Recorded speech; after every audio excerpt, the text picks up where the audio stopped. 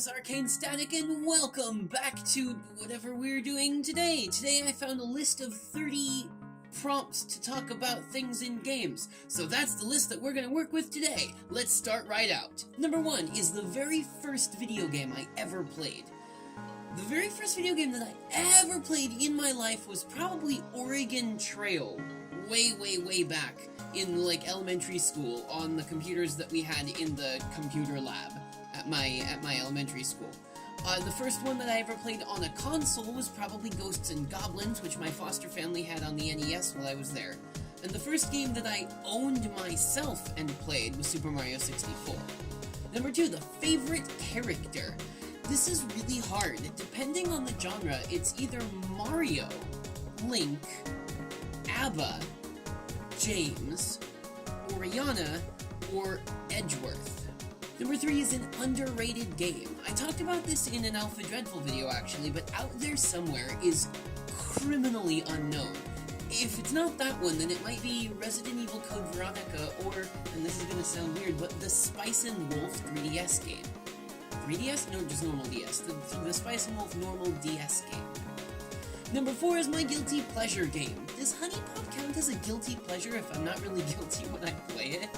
I mean, aside from the actually, like, really good Match 3 game that is in the game itself, the characters in the game are super cute and I really like them. Number 5 is the most relatable character. This is really hard. I feel like I can relate to a lot of characters. There's just a lot of people who have, like, the same kind of problems as me, or who want the same kind of stuff as me. Maybe the one that I resonate most with, though, is Octodad. I mean, I really have no idea what I'm doing in the human world, and I'm trying my damnedest to make sure that nobody finds out. Number 6 is the most annoying character in games, which is either Donald Duck or Goofy from that garbage-ass franchise. If it's not them, then maybe it's the narrator from Stanley's Parable, even though I think that might be the point of that character, or perhaps everyone's favorite, Navi. Number 7 is my most favorite game couple. I won't actually go into visual novels because we'd be here all day, but do Banjo and Kazooie count? I don't know, people-wise, I like Holo and Lawrence. I know they're anime characters, but their game is actually really good. And number 8 is the best soundtrack, so I'm a sucker for retrofuturism, especially in music, which is why I will definitely go down with the ship in staying with Out There Somewhere. Otherwise, my money lies on either Ocarina of Time or anything from the Dot Hack franchise. Number 9 is the saddest scene. Okay, so in Legend of Zelda Link's Awakening for the Game Boy, right? Hear me out. Link is cozied up to this girl, Marin. Like, she found him on the beach and brought him back to her house. And they spent, like, a good portion of the time, like, hanging out and going around with each other and stuff. And it's so nice and sweet and innocent, and there's nothing, like, even remotely sinister or sexual about it. But then when you beat the game, this happens.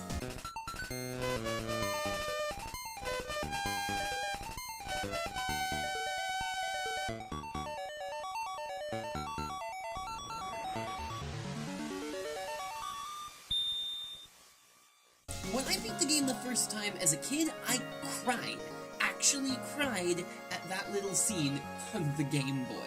But what's worse, though, is what happens when you beat the game with no deaths on that save.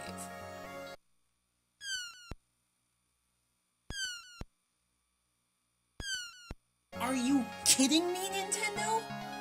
Number 10 is the best gameplay. Super Mario 64. I mean, it was the most innovative piece of work of its time. It's admittedly absolutely not perfect, but for what it was back then, it is top of my list. I will never get tired of playing Super Mario 64, or any of its, like, extra hacks or extra things, except for maybe Chaos Edition, because it's starting to drive me a little bit nuts. But outside of this, though, one of the most satisfying games I've ever played is Disgaea for the PS2 and also for the DS. It's a tactical, grid-based RPG with neat characters and a bunch of awesome mechanics. Number 11 is my gaming system of choice. This is hard because my favorite Zelda games were on Game Boy and Game Boy Color, but the GameCube and Dreamcast also had PSO, and the Super Nintendo still has a place in my heart to this day. Oh no, wait, it's PC. It's PC. Number 12 is a game that everyone should play. For the sake of historically significant games, I think everybody should play at least something in the Wizardry series. They're clunky and awful now, but they were like what really got the video game industry into the idea of role-playing games as like a viable and interesting genre way back when. So like text adventures and crappy graphics now were the innovative and amazing games of the past. In the same vein of thinking, I think that VR games are going to be really important in the near future, so people should play some of the games that are out right now, like Super Hot. It's immersive and super cool. Super hot, super cool. When I was writing the script, I didn't even put that together. But it'll likely be a really important precursor to a lot of games in the future. Number 13, a game I have played more than 5 times. I'm trying not to have too many repeated answers, so I'll skip the Zelda and Mario franchises for now and go to the Kirby franchise. Kirby's Dream Land for the NES. What a masterpiece that game is. I have played it front to back so many times. And if it's not that one, then it's Kirby's Dream Land 2 for the Game Boy, because goddamn was that one good. Number 14, the most recent video game wallpaper I have had. I'm not ashamed of this. Number 15 is a game that I am playing right now. Seduce Me the Otome. What a neat visual novel it is. There's a second one out too right now, which is awesome, and I will definitely and obviously play. For being a free visual novel game, the art is pretty good, the voice acting is so smooth, and I really like the story. Number 16 is the best cutscenes in a game. Objectively, it's hard to say. Something like Metal Gear Solid 5: The Phantom Pain has got some really good-looking pieces of work in it. It's cinematic and beautiful to watch. However, my favorite cutscenes might have to be from Remember Me, because of just how, like, cyberpunk and my aesthetic it is. That game is beautiful to look at. Number 17, my favorite antagonist. So Phoenix Wright's Edgeworth is the best, but then I can't really tell whether he's an antagonist or not. Maybe he's just an anti-hero, or possibly even just a foil. So how about GLaDOS instead? She's definitely the best, unarguably antagonistic character. Number 18 is my favorite protagonist. It might be Heather from Silent Hill 3, but not because of her character. More like the time that I spent playing Silent Hill 3 with my friends back in college on like the top floor of my dormitory in the little theater area with the gigantic television was some of the best time that I spent in college with my friends. We also wrote a bunch of dumb songs about her, but if it's not Heather, then maybe it's Alexa from Eternal Darkness Sanity's Requiem from the GameCube era. Her story is super rad, and the way that she fights is really cool too. Number 19 is a game in which I lived. So if I were to go to this game just like the way that I am, me, Vincent, normal Vincent, right now, then it might have to be like the very first Final Fantasy game. Final Fantasy 1, because there's a lot to offer an adventurous young man like myself. And I don't need to know any magic or whatever to be successful, I just need to be able to use a sword the right way. And I'm decent at fencing, so maybe it would do me some good. If I get to be one of the main characters of the game, though, then Guilty Gear might be cool, so that I can get some awesome powers and use a ridiculous weapon. Or possibly one of the Atelier games, like Atelier Iris, because I could have my own cool, like, potion shop and go out and have adventures. Number 20 is my favorite genre of game, which is stupid hard.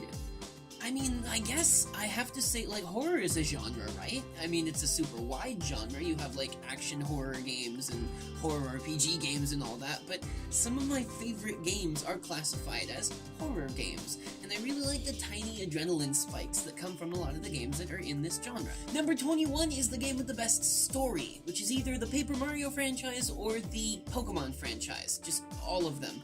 Because Paper Mario's got, like, a way better story than most Mario games do, and most of, like, a lot of other RPGs as a whole, but Pokemon's story, like, stretches continuously through every game in the main franchise, and there's no, like, non-canon timeline in any of that stuff. Number 22 is a sequel that disappointed me. Okay, so you know the series Golden Sun. It was this fantastic turn-based RPG for the Game Boy Advance. So you played Golden Sun 1, and you have to light these 4 towers, or something like that. Yeah, you have to light the 4 elemental lighthouses, and you get through the first 2 in the first game, and then in the second game, you get to play as the antagonists that you thought were the bad guys in the first game. But it turns out that you guys were both kind of the good guys. And anyway, it was amazing and it was fun and the game is awesome and they've got so many cool little mechanics and things. And then like several years go by and then they made a Golden Sun game for the 3DS and it sucked! It was just so bad. It lost all of the charm and feel of the original game, and it was just such a disappointment. You played as like the kids of the previous games' protagonists, and it's not good. It's not good. Number 23 is the game with the best art style. Aw man, seriously? Like I can choose a game that has the best art style? Man, I don't know. Like, Paper Mario's franchise has the, like, cute designs and the storybook feel that they got from Yoshi's Story 64, which was also just such a good game, and that aesthetic is really cool. But then you've got, like, Street Fighter 4's 3D models as sprites, using, like, the black ink brush kind of thing from Sumie painting, which is also really neat, and it made the game look way better without losing the 2D fighter feel of the game. Any of the games that tout realism as part of their art style have a neat connection to what things actually look like in the real world, and that increases the immersion into the game environment. Which means that it has to be this one. The answer is press X to not die. Number 24 is my favorite classic title. Mega Man. Easy. Pretty much the teeth-grindingest, most impressively designed series of games on the NES is Mega Man, and I will never get tired of playing them, even if they do make me want to bite off my own legs. Number 25 is a game on my to-play list. Galgun Double Peace? I mean, I watched PewDiePie play it a little bit, and, like, it looked like a stupid, super fun game. I mean, I feel like it would be a lot of fun to play as well, even though it's maybe a little bit of a departure from what I normally have on my channel, but it looks dumb, so I wonder if it'll actually have some VR support sometime soon. Number 26 is the best voice acting. Now tell her thank you. Tell her that because of her, we might actually one day be able to act like a normal person again. I powdered my cockatiel for the ribcage slaughter.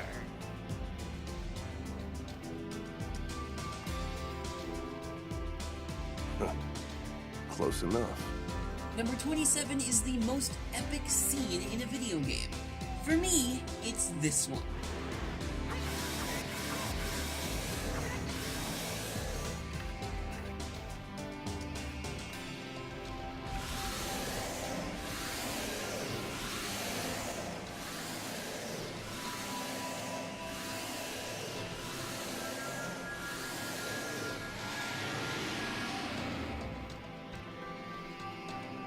Number 28 is my favorite developer, and this is hard as well because like not every game the developer makes is good or bad. I'm probably gonna have to sit with Nintendo because of their Kirby, Mario, Pokemon, and Zelda franchises. Long ago it would have been Konami because of Silent Hill, but they kind of lost my loyalty when the lawsuit against In the Groove happened. I mean, they still have partial loyalty now, but that's a different story. Number 29 is a game that I was surprised I liked. League of Legends. I mean, I'm universally garbage at RTS games, so when I was introduced to League of Legends, I thought it was going to be similar enough to an RTS that I was just going to suck at it. And I did suck, but for different reasons entirely, and I really like a lot of the characters in it, and it made me want to actually play through the game a little bit more. And while the competitive aspect of the game doesn't really gel with me, I like the game anyway, like it's nevertheless a great game to play. Number 30 is my favorite game of all time. You'll laugh, I think, because I've said that a lot of games are my favorite game in other things, but like if I really come down and think about it, the game that I've sunk the most hours into in my whole life has to be Dance Dance Revolution. When I started playing at the, Mulligan's Family Fun Center by my house, on a busted-ass machine, I never thought that I was going to get so far into the culture of this game.